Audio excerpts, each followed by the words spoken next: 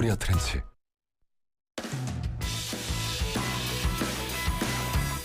신율의 뉴스 정면 승부 4부 시작하겠습니다. 오늘 4부도 정면 인터뷰인데요. 자, 오늘 여러분 뉴스에서 많이 보셨을 텐데요. 그저께였었죠. 20일 일본에서는 참의원 선거가 치러졌는데요. 그런데 이 중의원과 참의원 모두에서 지금 자민당은 과반을 넘기지 못했습니다. 55년 만에 최초의 일이 발생한 건데요. 자, 그래서 이시바 시게루 총리가 이끄는 집권연립 여당 상당히 위기에 처해 있습니다. 과연 어떻게 봐야 할지 세종대학교 호사카 유지 교수 전화 연결해서 자세한 내용 들어보겠습니다. 교수님 안녕하세요. 예, 안녕하십니까. 예. 일본 제가 지금 방금 말씀드렸는데 중의원 참의원에서 모두 자민당이 과반 의석 확보에 실패했죠. 이 집권 여당이요. 예, 맞습니다. 이게 55년 만인 거 뭐 굉장히 오래 처음인 것 같더라고요. 예, 맞습니다. 그러니까 자민당이 생긴 이래 예. 최초의 일이다. 예. 이런 이야기고요. 예. 사실 그 참의원이기 때문에 예. 영향력은 그 중의원보다는 도르하다라고 할 수가 있습니다. 그러니까 우리가 이제 참의원 하면은 일종의 상원 역할을 하는 거고, 그죠? 예, 중의원이 맞습니다. 이제 우리나라 국회처럼 하원 역할을 하는 것이다 이거죠. 예, 예, 맞습니다. 예. 네, 참의원은 그 윤영 임기 인데 3년마다 거의 50% 정도를 개성하는데요. 예. 이번에는 그 전체 248석 중 125석을 개선했는데 예.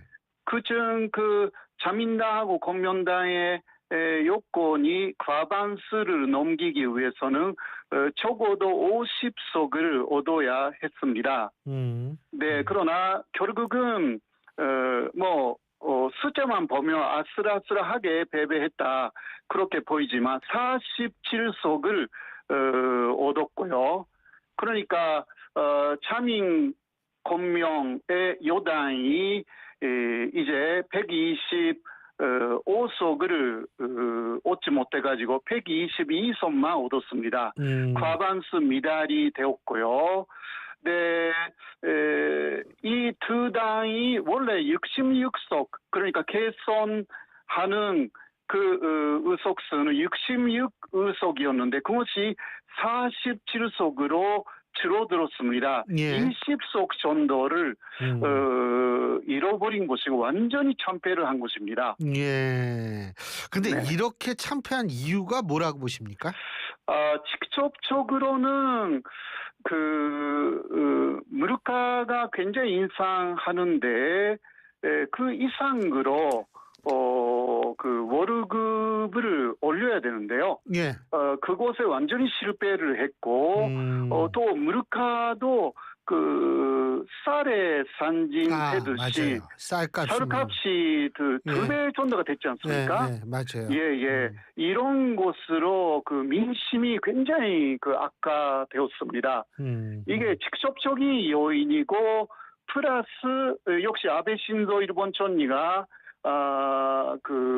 정력으로 사망된 이후에 자민당에 대한 신뢰감이 계속 없어져 가지고 현재까지 오고 있다. 그래서 자민당, 공명당에 대해서 정권을 맡길 수가 있는지 이러한 불신감이 일본 사람들 중에 굉장히 지금 만연이 되어 있고요. 그리고 또 그것을 대신해주는 극우 촌당이 이번에 약진을 했기 때문에 자민당에 득표를 하려고 했던 사람들 중에서는 나중에 이야기가 나오겠지만 잠정당 쪽으로 대신해서 새로운 포스다라고 해서 그쪽에 많이 득표를 함으로 인해서 자민당, 공명당이 몰락했다. 그렇게 볼 수 있습니다. 근데 어쨌든 선거에서 이렇게 지고 지금 중의원 참의원에서 다 밀리고 있으면 이게 총리직 유지가 좀 힘들 것 같은데 이시바 총리는 지금 물러나겠다는 얘기는 안 하고 있어요. 그죠? 네, 맞습니다. 그래서 일본 안에서는 상당히 비판이 많이 나와 있는데요. 이시바 총리가 주장하는 것은 지금은 물러날 때가 아니다. 그런 식으로 해서 그 선거에서는 패배했다 하더라도 아직은 비교 제1당이다. 막 이런 주장을 하고요. 그러니까 전단층에서는 자민당이 가장 의석을 아직은 갖고 있다. 그래서 그 책임이 있기 때문에 특히 현재 미국하고의 관세 협상이라든가 여러 가지 현안이 중대하기 때문에 네. 이대로 촌리를 그만둘 수 없다. 이런 논리를 내세우고 있는 거죠. 근데 어쨌든 국정 동력을 좀 확보하기는 좀 힘든 거 아니겠어요? 예, 네. 그러나 또 하나는 예를 들면 미국하고의 관세 협상 누가 촌리가 되어도 어렵다라는 인식이 있습니다. 그렇기 때문에 일본 안에서는 적어도 8월 1일 그의 관세 협상의 마지막 날이 되지 않습니까? 예. 그 이전에는 이시바에 그냥 맡기자라는 기류가 있는 것입니다. 뭐 며칠만이라고 해도 금방 이시바 퇴진이라고 강하게 말하기보다는 그 미국하고의 협상을 조금 넘긴 후에 이시바를 퇴진시키자. 이런 좀 기류가 있는 것도 사실입니다. 근데 지금 관세 말씀하셨는데 되게 흥미로운 부분이 뭐냐면 이시바 시게루 총리하고 트럼프 미국 대통령하고 G7 정상회의에서 또 만나기도 하고요.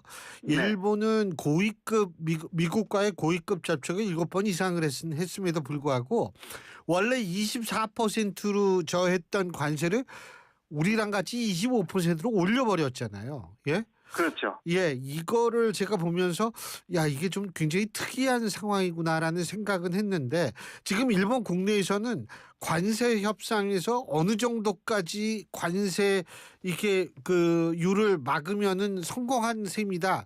18%, 15% 어느 정도입니까? 그렇게 구체적인 숫자가 나와 있지는 않습니다. 예. 사실. 예. 네, 일본 국민의 입장으로서는 예. 역시 25%의 상호 관세, 상호 반 정도. 그러니까 와, 10%에서 15% 정도가 되면 예. 좋겠다. 그게 뭐 본심이 아닐까. 그렇게 일단 보여지는데요. 예, 예. 우리나라도 네, 15%. 누가 해도 어렵다. 예. 그러니까 오히려 이시바가 트럼프에 대해서는 좀 간수를 쓰고 있다라고 하여서 오히려 다른 일본의 더 강경 포스라는 사람들에 맡기면 오히려 트럼프의 말을 다 들어주는 거 아니냐. 아하. 그런 게 있습니다. 이시바는 굉장히 지금 트럼프에 대해서도 강한 오조로 뭐 가부르지 말아야 된다라든가 그런 이야기도 하고 있고 해서 그런 면에서는 일각에서는 이시바에 조금 기대한다라기보다 밀리면 안 된다. 미국에 대해서 예. 뭐 이길 수 있는지 없는지는 모르겠지만 미국의 말을 다 들어주는 것은 안 된다라는 민심이 없지 않아 있습니다. 그리고 교수님께서 아까 극우 정당 약진했다 이런 말씀이신데 제가 사실 이거부터 좀 여쭤보고 싶어요. 네. 이 극우라고 얘기를 한다면 상당히 일본의 민족주의적 성향이 강한 정당입니까? 이 정당이요? 예, 맞습니다. 일본인 퍼스트라고 말하고 있고요. 아메리카 네. 퍼스트가 아니라 일본인 퍼스트군요. 예, 일본인 퍼스트라고 말하고 있고, 그러니까 외국인에 대한 모든 면에서 규제를 강화해야 된다라고 하여서 또 유세 도중에 대표 카미야라는 사람이 한국인에 대한 모욕적인 발언을 하기도 했고요. 그리고 또 글로벌리즘에 대한 강한 반대. 일본은 일본 나름대로의 기업이라든가 그런 것으로 성장해 나가야 된다. 그리고 음모론을 아주 간단하게 트럼프 대통령하고 비슷하게 주장하고 있고요. 그리고 가장 놀라운 부분은 미군은 철수해야 된다. 이런 이야기까지 하고 있습니다. 그러니까 전형적인 극우 논리가 다 있네요. 미군 철수 이런 게 극우 논리거든요. 사실 우리나라에서는 그러니까요. 예. 그 45년 이후에 일본은 미국하고 싸웠지만 미일 관계는 양호하게 친미로 간다. 이게 기본이거든요. 예. 거기서 미군 철수니까요. 그래서 1945년 이전에 일본으로 회귀시키려고 하는 거 아닌가. 야. 이런 이야기예요. 그래서 아직은 이러한 부분을 강하게 말하고 있지는 않습니다.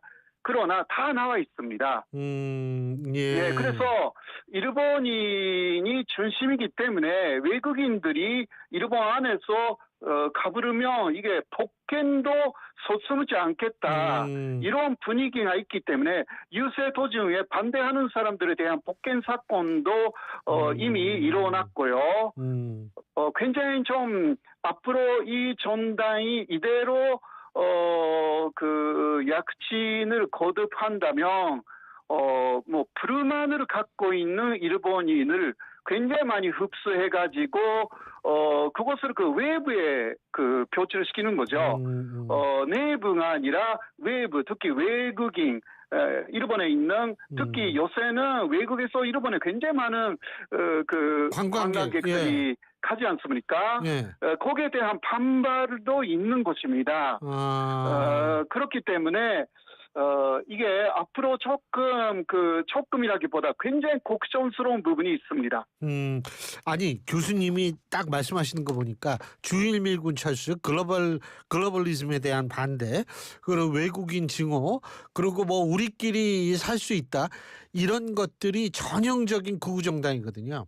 사실은 이제 일부에서는 뭐 이거 주한미군 철수 중국 우리나라는 진보라고 그러는데 근데 그거 진보 아닙니다. 사실은 극우의 가장 중요한 아젠다인데 전형적이네요. 근데 이 정당 참정당인가요? 여기 15석. 네, 참정당. 15석 얻었다며요? 예.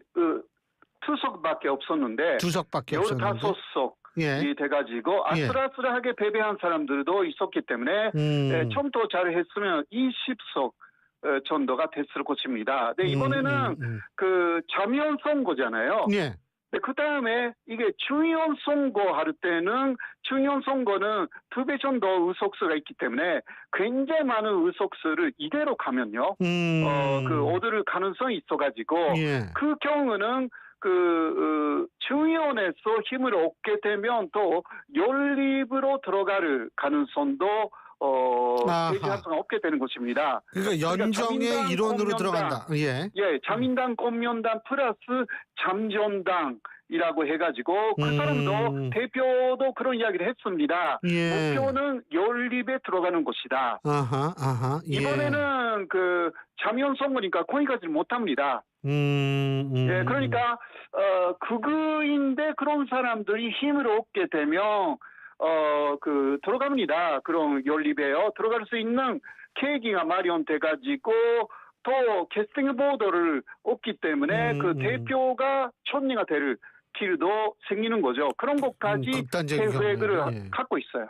그 지금 말씀하시니까 독일 같은 경우에도 얼터너티브 퓨어 도이чл란드, 독일을 위한 대안이라는 극우 정당이 있는데 이 정당이 지금 만만치가 않아요. 사실은. 이 기세가 만만치가 않은데 거기도 연정을 할 수밖에 없거든요. 독일은. 그런데 독일은 어떤 식이냐 하면 이 얼터너티브 도이чл란드라는 극우 정당이랑 보수 정당이 연정하느니 보수 정당이 차라리 3인당하고 연정하겠다고 나오는 거거든요.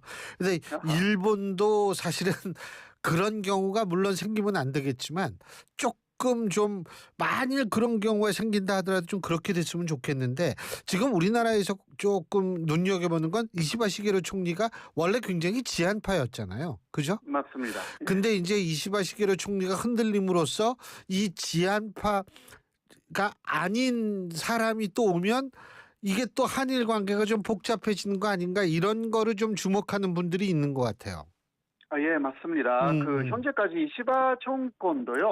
사실 군사적인 문제에 있어서는 바이든 정권 때 캠프 데이비드 합의를 그대로 지키지 않은 확률이 계속 이야기하고 있습니다. 네, 이러한 부분이 또 확대가 돼가지고 좀 군사적으로도 그 강경한 입장을 취할 수밖에 없게 되는 그 예. 이시바의 입장이 있고요. 그리고 너무 외국인 규제를 참전당이 말해가지고 이번에 붐을 일으켰기 때문에 이시바 총리도 마지막에 선거 유세 과정에서 불법적인 외국인을 규제하겠다고.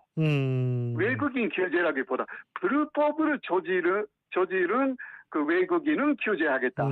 이러한 말을 하기 시작했어요. 네, 이게 굉장히 그 앞으로 문제가 돼가지고요. 결국은 또 외국인이라고 하면 사실상 또 한국인에 대한 여러 가지 굉장히 그 강력한 눈이 다시 되살아날 가능성도 있어가지고요. 그 한국하고의 관계가 사실 그 비상에 걸릴 것이 아닌가, 막 이렇게 볼 수밖에 없습니다. 그러고 사실 이게 극우 정당이 이렇게 득세하는 시기가 보통 언제냐면 경제가 안 좋을 때거든요. 그러니까 네. 독일에서 나치가 등장하게 된 배경도 결국은 굉장히 경제 그때 인플레이션이 하이퍼 인플레이션이 있을 때 뭐 이런 때인데, 자 지금 아까 물가 쌀값 엄청 오른 거는 저도 뉴스에서 봤는데 일본의 물가가 과거보다 많이 오른 모양이죠 지금. 예. 뭐 올해 초 정도까지는 2년 정도 연속 실질 물가, 그러니까 월급의 인상 이상으로 물가가 올라가는 현상이 2년 이상 계속됐습니다. 예. 네, 그런 기조가 지금도 이어지고 있기 때문에요. 그리고 또 그 일본이라는 국가는 국민들에게 세금을 너무 걷는다. 맞아요. 이거예요. 그러니까 45% 정도 예, 맞습니다. 전체적으로 예. 그 월급에서 그 돼간다 이거죠. 그러니까 카미야라는 그 잠정당 대표는 이번에 그것을 35% 정도로 낮추겠다고 또 이야기를 하니까 거기에도 열광하는 거예요. 그거는 진짜 뭐 많은 사람들이 구미가 당길만 하네요. 예. 예. 그러니까 아니 그것으로 국가가 못하는 것도 아니다. 예. 할 수 있는데 현재까지 일본이라는 정부는 그것을 열심히 노력해 오지 않았다. 3분의 1만 내고 그 3분의 2는 돌려줄 수 있는 거 아니냐. 예. 이게 그 전향적인 그 정당의 주장이라고 할 수도 있는 그 경제적인 부분을 굉장히 더 주장하고 있고, 이러한 부분들이 앞으로도 계속 붐을 일으킬 가능성이 충분히 있습니다. 그 지금 교수님 말씀 들으니까 어떤 생각이 드냐면 포퓰리즘, 그러니까 극우적 성격을 가진 정당들, 이런 정당이 추구하는 가장 중요한 방법 중에 하나가 포퓰리즘이거든요. 네네. 지금 말씀하신 것처럼 35%만 뛰어도 얼마든지 다 이런 게 전형적인 포퓰리즘인데 지금 이 참정당이라는 정당이 그런 것까지 주장을 한다. 이게 참. 근데 여기에서 아직 지방자치단체장 같은 경우에는 아직 배출은 못했죠. 참정당이요. 아직입니다. 아직이죠. 예. 내년 그 지방선거가 이런 것도 좀 있기 때문에 그것을 좀 봐야 되고요. 그리고 또 하나는 그 잠정당에는 원래 자민당에 있었던 사람들이 대거 그쪽으로 옮겼다라고 알려져 있습니다. 그러니까 알겠습니다. 카미야라는 사람들도 원래 자민당이었는데 알겠습니다. 자민당이 보스가 아니게 되었다. 이 주장입니다. 잘 알겠습니다. 오늘 말씀 여기까지 듣겠습니다. 교수님 고맙습니다. 감사합니다. 지금까지 세종대학교 호사카 유지 교수였습니다.